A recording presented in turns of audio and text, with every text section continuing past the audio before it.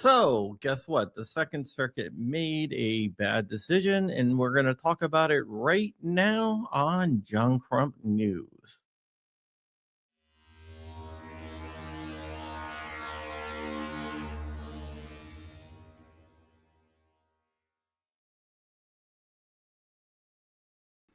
What is up, everyone? I am John Crump, and this is John Crump News, where we talk about everything gun-related. And I am joined by my co-host, the guy that co-hosts a lot of my shows. He is the Flying Run, Blind Rich. And Rich, I appreciate you, bud. I appreciate you, Crumpy. All right, today we're going to be talking about a case that, the case was filed, it was appealed in August of 2023. That's post-Bruin, right? Or no? Post-Bruin. Yep. Post-Bruin. Okay. It was argued on January 30th, 2024. Mm-hmm. And we got the decision today. Wow. They thought about that long and hard, or they just rolled the dice and said, okay. A slow roll. That's what they do. And we're going to be talking about it. It is Fry versus Ching. Not familiar. Of course you're not. Just like you're not familiar about Dark. Yeah, let's go ahead and bring it up. It's the TLDR, in case you don't want to stick around, is the preliminary injunction against the CCIA provision of carrying a firearm in Times Square has been rejected. A district court did reject this before, but they rejected it, saying that the plaintiffs had no standing to sue. The circuit court said the plaintiffs do have standing, but they're still it's still not a-okay. And one of the interesting things that I see in this case, which I've seen in a lot of cases, is the historical analog being used to okay the ban of carrying firearms in Times Square is laws from Northampton. Northampton is where, Rich? Is that Virginia? Oh, Northampton. Huh. Hampton. Places called Hampton, I think, started out in England. Yes. But I've seen this law being referenced in other cases. Do they just get a deck of cards? It's like, hey, man, try this one. Yeah, well, they pull it out. Which also the Northampton law is from the 1600s too. So, you know, they say in Bruin, it says that farther a law is away from the founding, the less it's worth. But the Second Circuit, for some reason, likes to exclude laws before the founding of the country. Look, they're going to see if they can make something stick. Correct. They're going to throw crap against the wall, and if one thing sticks, that's going to be the gateway drug. Correct. So this is in front of a 3-judge panel. Let's go ahead and read this. Plaintiffs, appellants brought pre-enforcement Second Amendment challenges to certain aspects of New York or New York State concealed carry license regime as a result of the appellate plaintiff's challenge the constitutionality to prohibit on carrying firearms in sensitive locations, namely Times Square, New York City, subway system, Metro North, New York penal law, blah, ban on open carry. Yeah, okay, we can stop right there. Basically, New York, under the CCIA, requires individuals to obtain a concealed carry permit to carry a firearm, but they made a lot of the state-sensitive areas. But, all right, so Clarence Thomas must have heard some rumblings that this was going to be their play. Yep. And in the Bruin decision, Thomas said, yeah, that don't fly, homie. Well, one of the things that Thomas did say, and that's an exact quote, is that you cannot ban the carrying of firearms in a place by declaring it as a sensitive area if it's just because that's where people gather. The CCIA banned carrying of firearms in Times Square because that is where people gather, which is a direct thumbing the nose at what SCOTUS said. So, Jason Fry is a friend of the channel, by the way. Oh, cool. He is a viewer and a reader. So who's the lawyers in this case? I don't know the lawyers offhand. I just know Jason. Okay. Jason and his wife were on this case. We review the denial of a motion for a preliminary injunction for abuse of discretion, which we will indefinitely will identify only if the decision rests on an error of law or clearly erroneous finding of fact, or cannot be located within the range of permissible decisions. And their cite case law is, we may, of course, affirm on any basis for which there is a record of sufficient permit conclusions of law, including grounds upon which the district court did not rely. I don't even know what any of that means. It means that unless there's something egregious, they're not going to overrule the judge. Oh. Preliminary injunction, extraordinary remedy. Yeah, you don't treat that. Yeah, it isn't. Then it goes into the right of the people shall not be infringed, and if it highlights the Bruin two-step framework, and it's going to quote Rahimi here. Basically, the two-step framework is looking at the plain text of the Second Amendment. Is the conduct covered? The right to bear arms. Arms is guns and knives and anything else bear. And if guns are bearable, then that is covered as long as they're not dangerous and unusual, which I don't really like. But a handgun is not particularly unusual. And the people refers to those of the political class which have reached the age of the majority in the United States, which is 18. That's the first step. That is on the plaintiffs to prove, and they did that. The second step of a Bruin framework is to look at the law and see if it's consistent with the nation's tradition and history of firearms regulations. So here, so if you look at that, you do that by using analogs from the founding era, which most people agree in this country is 1791. Now, an analog does not have to be a dead ringer for a law, but it has to be similar to a law. That's being challenged to show that that law is consistent with the text and tradition. So that's what this is going to say. It just explains Bruin here. Funny, did they skip the part about where people assemble in Bruin? Yeah. And they also point out 1868 here. So they're trying to use 1868 as well. That's the ratification date of the 14th Amendment, which said, yes, the Bill of Rights do apply to the states. And when they did apply to the states, that is the founding era, which I totally disagree, because the 14th Amendment did not extend the right. It's saying it was verifying, yes, it does extend to the states. It's not changing anything. It's just clarifying the states are not immune from the Bill of Rights. Now, the reason why there was a lot more gun laws in 1868 that popped up around 1868 was the Civil War just ended and we entered into the Reconstruction period. During the Reconstruction period, there was a bunch of gun laws passed known as Jim Crow laws. These Jim Crow laws was to prevent formerly enslaved people from getting firearms and taking their... Or can I just say, prevent the Democrats who were lynching the freed people from getting shot at. Yeah. Basically.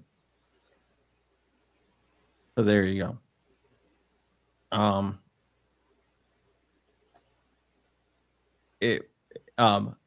And this is interesting. Reed in particular. Sorry. In particular, Heller underscored the importance of Reconstruction-era evidence. Heller explained that in the aftermath of the Civil War, there was an outpouring of discussion of Second Amendment in Congress and in the public discourse, and those born and educated in the early 19th century faced a widespread effort to limit arms ownership by a large number of citizens. You mean they were racist? Black people, yeah. Hmm. And it actually goes into that, but they lean in on it. And again, saying we can do this because we once were racist probably isn't a good argument. I'm not sure why Democrats keep going there. Because it's the only thing that they have. And maybe they're racist. All right. Read this from here. Where there is no strong historical evidence from the founding era, it is appropriate to look toward and rely upon later historical evidence. As we articulated in Antioch, the paucity of similar historical regulation during the founding era does not evince a lack of historical tradition in the nation's whole tradition. Okay, basically what they're saying here, if we can't find a law that matches, we can make crap up. We can push it out to find until we find a law. But they're wow. To unpack that phraseology would I could write a thesis on that. All right, read this.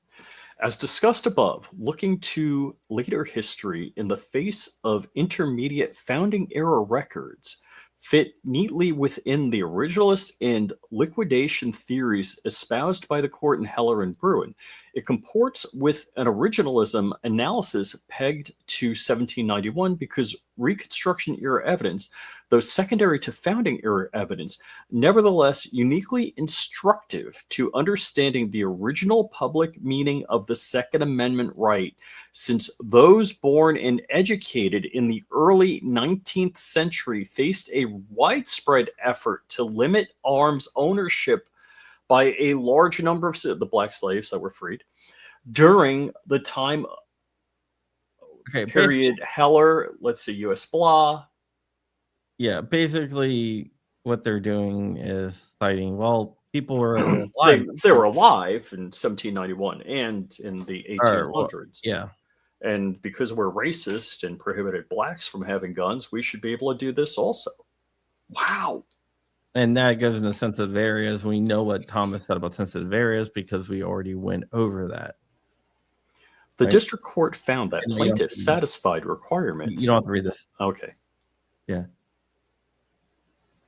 Okay, so it talks about how they can restrict firearm carrying in sensitive areas. You want me to read this? No, it's just gonna. So they're saying that what they're trying to do is, look, I just want you to note here, Northampton, 1328. And didn't Xenu have something against carrying of guns, like in the founding era on his planet? I don't know, but they're going back to a law from 1328. Yeah, that's founding era-ish. We're closer to 1791 than 1328.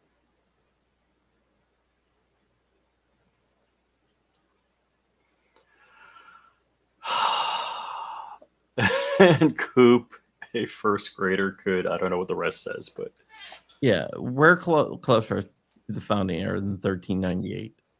Most of Europe, with the exception of probably the Vikings, didn't even know that there was a North America. They just knew it was a cool vacation spot. Yeah, so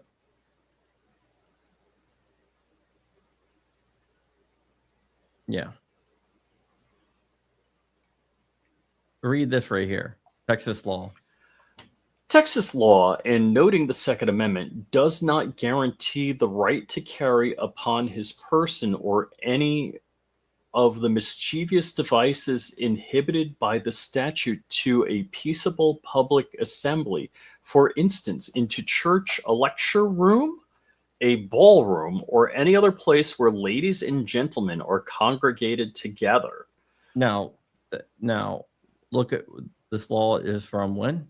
1886? 1886. Hmm. Which is not only not close to 1791, but it's not really close to 1868 either. Gee whiz. So this footnote, let's go ahead and read this footnote. Footnote 6. It's interesting. We are not so certain that the Northampton statute or the Virginia and North Carolina laws that replicated it prohibited carriage altogether, as Antioch acknowledged the Virginia state prohibition conduct not simply carriage, bearing arms in terror of the county.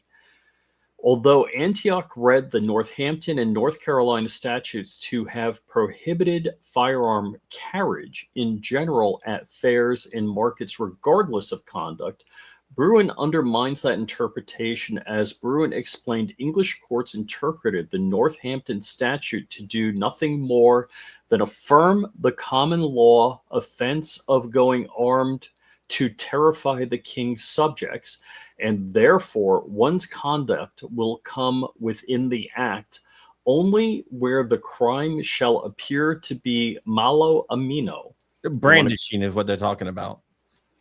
By the 18th century, the Northampton statute was no obstacle to public carry for self-defense in the decades leading to the founding, because as one widely read 1760 treatise confirmed, no wearing of arms is within the meaning of the Statute of Northampton unless it is accompanied with such circumstances as are apt to terrifying the people.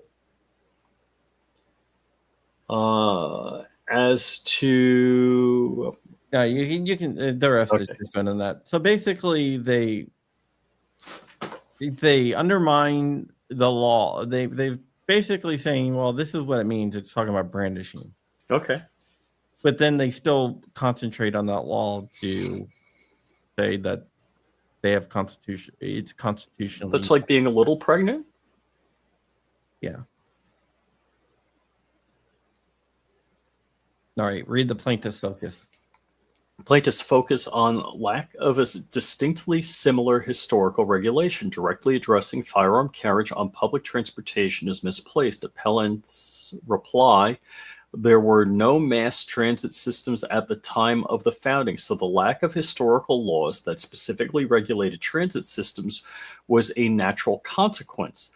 Notably, the first railroad in America was not built until 1827, and the golden age of railroads began around the Reconstruction era.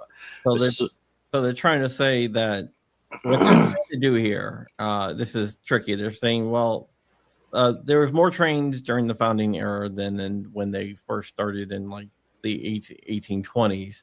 So therefore, the best time period to look to would be the Reconstruction era, which gives them an out because of why, Rich? Because they have nothing during the regular time, and of course the Reconstruction era was when they wanted to make sure the slaves wouldn't shoot back at the people trying to lynch them.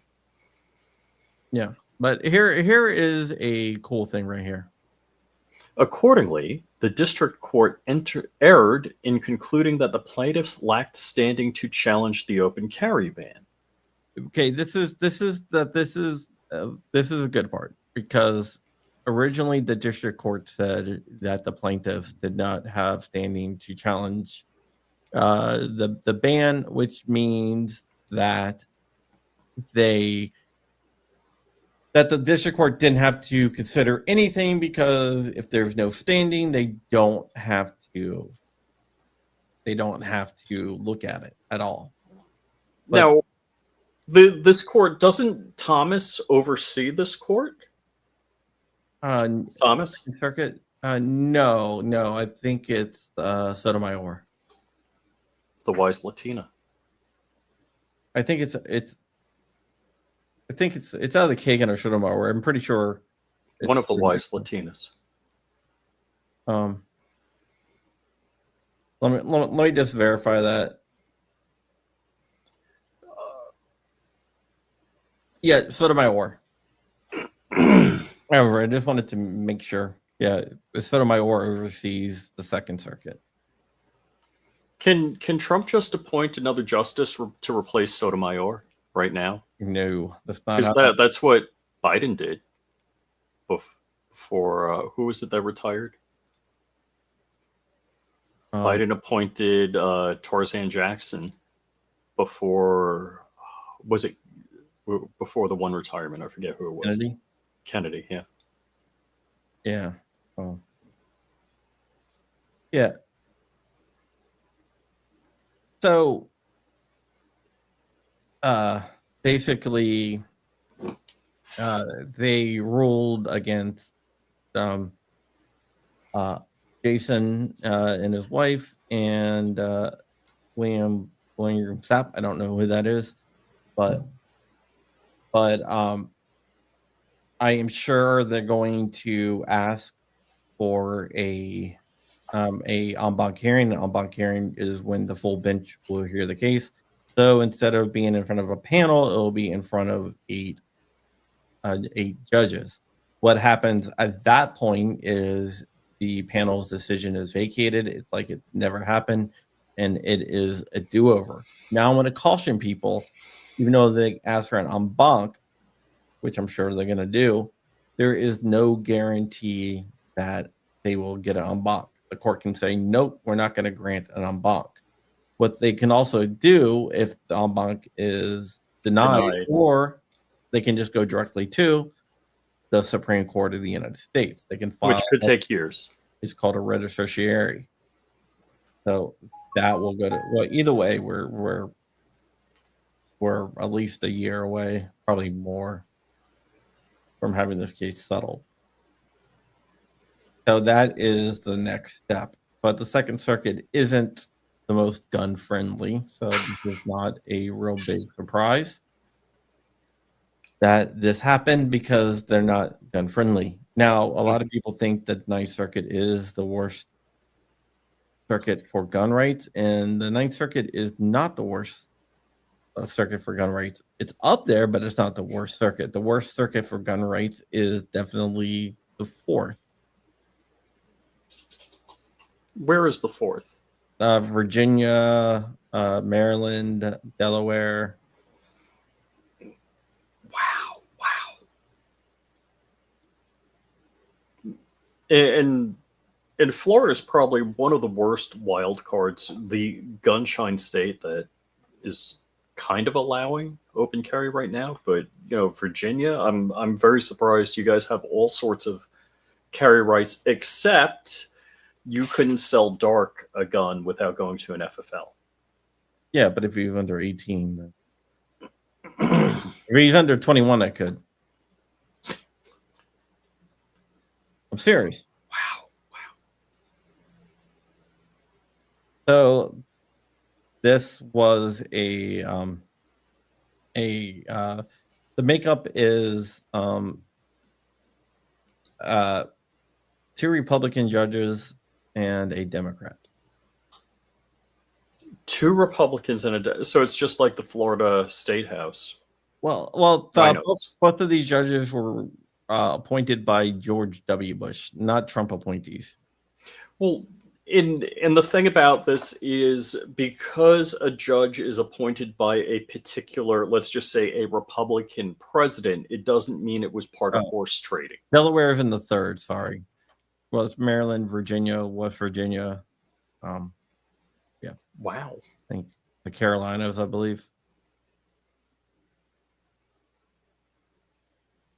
But yeah, the 4th is terrible.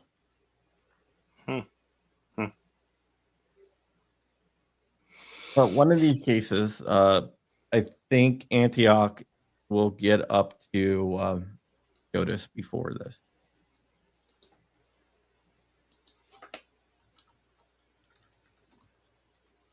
So we'll have to see. Rossman Clippy? Yeah, you're not following along with Louis Rossman. Yeah, I know what you're talking about, but I was just wondering if Ron Bear is a Rossman Clippy. okay. All right. But yeah, that's basically it. Just wanted to make you guys aware of what's going on here. Yep. With that, we are going to get out of here. Thank you so much. And yes, that is it.